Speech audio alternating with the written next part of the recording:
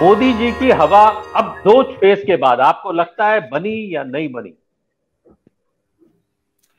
देखिए नहीं।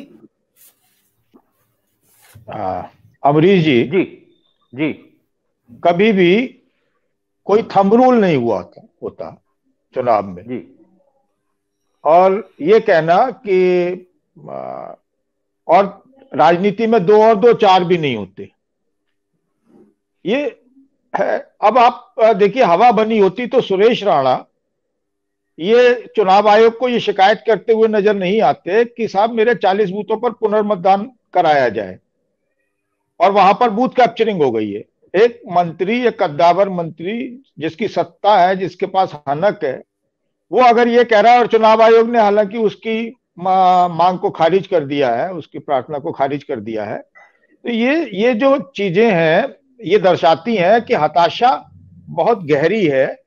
और 80-20 वाला जो बयान जिस तरीके से योगी जी ने पलटा है अभी, उससे भी ये पता चलता है कि ऊपर से कहीं ना कहीं जो केंद्र से ये कहा गया है कि भाई अब इस चीज को आप जिस एक्सट्रीम पर ले गए उसका उल्टा हो गया है, अब आने वाले दिनों के लिए इसमें सुधार कर लीजिए और आप शांत बैठ जाइए। हो सकता है अब योगी जी उतने एक्टिवली इस तरह के मुद्दों पर आपको बोलते हुए नजर ना आए, और उनकी जगह कोई दूसरा व्यक्ति ले ले। उनके पास कई सारे भाजपा प्लान लेकर चलती है, ये बात सही है।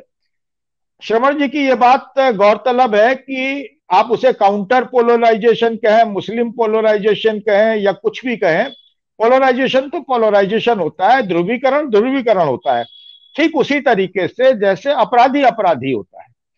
मेरा ये कहना है कि पोलराइजेशन तो हुआ है, लेकिन हिंदू मतों का नहीं हुआ है, क्योंकि आमतौर पर मेरा मानना है कि वो हांडी जो है वो 3 बार चढ़ चुकी थी। और जिस तरीके से अब मुस्लिम वोट एकजुट होकर समाजवादी पार्टी को गए हैं, उससे उससे सीधा सीधा सा एक संदेश जाता है कि ये क्रिया की प्रतिक्रिया है। ये वोट पहले, आज से 3 दिन पहले तक रियाज साहब भी कह रहे थे कि ये वोट बटेगा, सहारनपुर में भी मान रहे थे वोट बटेगा, वहां भी मान रहे थे वोट बटेगा, बिजनौर में, मुरादाबाद में, तो ये सारी चीजें मान रहे थे, लेकिन ये वोट नहीं बटा।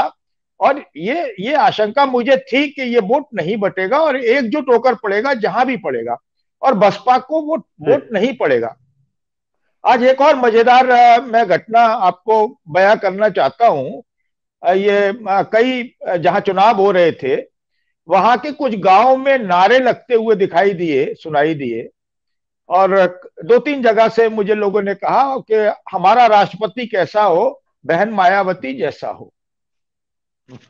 तो ये मतलब आप समझिए कि ये जो नारे लग रहे थे, अब ये नारे कौन लगवा रहा था, कौन लगा रहा था, इसके पीछे की क्या राजनीति है। और 10 बजे के आसपास ये ट्रेंड शुरू हुआ, और उसके बाद तेजी से ये भारतीय जनता पार्टी के खेमे से जो मेरे पास संदेश आते हैं, बातचीत होती है, उसमें आई कि साहब जो मायावती का वोटर है दलित, वो हमारे को शिफ्ट कर रहा है, और वो हमें शिफ्ट कर गया है, तो वो जाटव हमको पड़ रहा है। सीधी सी बात है, अगर ये सत्य है, वैसे एक अगर में पूरा संसार आप एक बोतल में बंद कर सकते हैं, तो अगर ये सत्य है तो फिर दलित और अगर उधर पड़ रहा है तो निश्चित रूप से प्लस हो जाता है। यहां अगर वो पड़ भी जाए, अब मेरा अपना मानना है, वो अगर वोट पड़ भी जाए, उसका कुछ प्रतिशत, 50% पड़ जाए, भाजपा को भी पड़ जाए, तब भी भाजपा को अपना इस पहले और दूसरे चरण में खासतौर से अपना अस्तित्व बचाना बहुत मुश्किल होगा।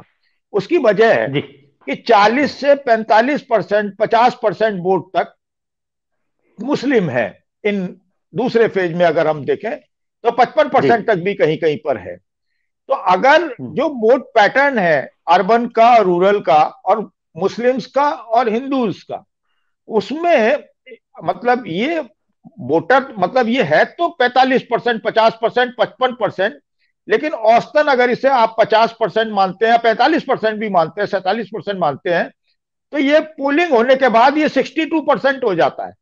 आप किसी भी सेफोलॉजिस्ट से उसका कैलकुलेशन कराकर देखिएगा वो 62% जी। हो जाता है, क्योंकि हिंदुओं का वोट जो है वो उतनी मात्रा में नहीं पड़ा है और वो उदासीन होकर वोट देने नहीं निकला है।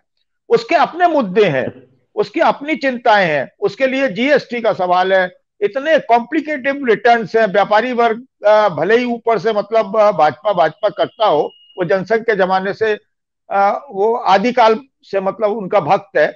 और इसके अलावा जो पंजाब से पाकिस्तान से आए हुए जो माइग्रेटेड पंजाबी हैं वो हैं। लेकिन ये सारे लोग किसी ना किसी रूप से खफा हैं। वो कहते हैं कि यार ये बहुत हो चुका, अब हिंदू मुस्लिम बहुत हो चुका, अब मुद्दों की बात करो।